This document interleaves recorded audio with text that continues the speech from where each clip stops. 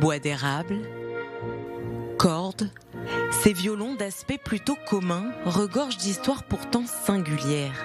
De véritables témoins de l'enfer, ces violons ont connu l'horreur des camps de concentration, les ghettos ou les wagons à bestiaux. Et dans les prochains jours, c'est à travers la représentation de l'orchestre Le Palais Royal qu'ils vibreront à nouveau. Et là, nous allons avoir 2 violons qui n'ont jamais rejoué depuis la Deuxième Guerre mondiale. Donc on va entendre quelque chose que personne n'a jamais entendu avant. Et ça aussi, c'est une grande émotion parce qu'on peut se dire que depuis 80 ans, ce que nous allons entendre, personne ne l'a vécu. Une dizaine de violons au parcours particulier. Et c'est en pleine répétition que les violonistes prennent la mesure de tels objets. C'est plus qu'émouvant en fait. Moi, je suis juive, donc en tant que juive, c'est même trop. J'ai du mal à.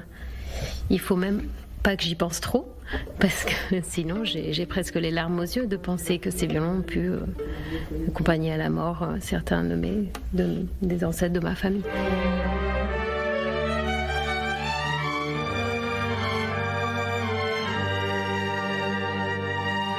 Transmettre l'horreur de l'Holocauste à travers la restauration de ces instruments, 110 au total, c'est l'ambition première de la famille Weinstein, luthier depuis 3 générations. Le but, témoigner le passé douloureux de ces violons à travers le monde dans des lieux où la Shoah n'est pas forcément ancrée dans les esprits. C'est une autre manière de raconter l'histoire de la Shoah. On comptait tous les statistiques, les chiffres importants, mais on doit se rappeler que l'histoire est faite par les personnes et par leurs histoires. Ces instruments sont les histoires des propriétaires et de leurs familles. Pour ce périple parisien, dernière étape avant le concert, la Sorbonne. Ils y retrouvent leur père. Amnon Weinstein, l'instigateur de ce projet de restauration. Et un jour, c'est arrivé un violon, et le musicien, il avait joué dans le chemin où allait au gaz. Imprégnés d'une histoire difficile, ces violons étaient retrouvés ou délaissés pendant ou après la Shoah. Beaucoup de musiciens ont resté vivants. Les Allemands, on avait besoin de ça. Alors, après que tu joues le violon et tu vois les cadavres de ton ami, on ne joue pas. C'est fini.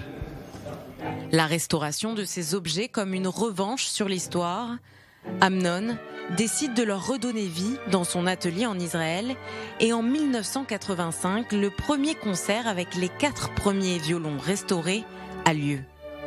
Aujourd'hui, la collection s'est agrandie, 110 instruments à cordes au parcours différents.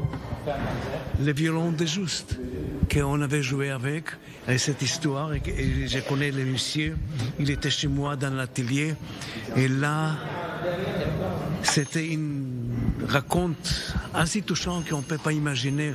Ou les violons avec les fleurs, ou les violons là, c'est le violon brûlé, qu'il y a.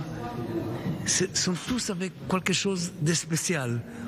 Et c'est mes enfants. Alors, à l'heure où les rescapés de la Shoah sont de moins en moins nombreux, ces violons de l'espoir, comme témoins de l'histoire, ont pour ambition qu'elle ne se répète jamais.